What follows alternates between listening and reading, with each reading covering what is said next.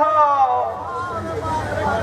अब 2 टके में फायदा नहीं है मैया, कम से कम 5 टके वाले को भेज दो मैया।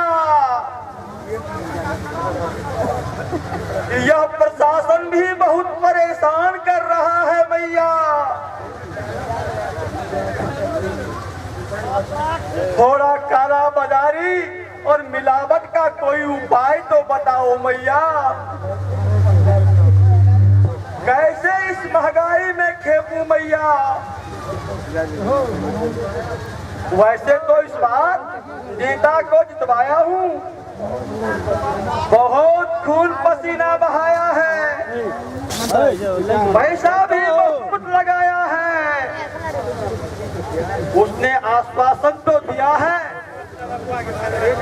लेकिन करेगा क्या, ये देखने की बात है।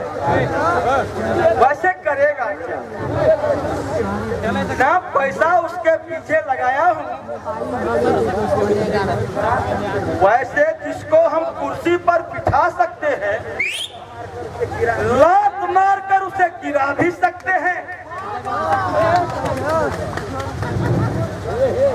हे मैया, तुम सिर्फ एक कृपा कर दो। तुम एक बार सिर्फ कृपा कर दो, मेरे काला बाजारी की शुरुआत करा दो।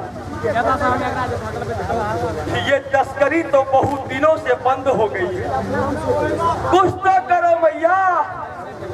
अरे मैया कुछ तो करो। ये अगरबत्ती रोज दिखाता हूँ मैया, ये रोज दिखाता हूँ, कुछ तो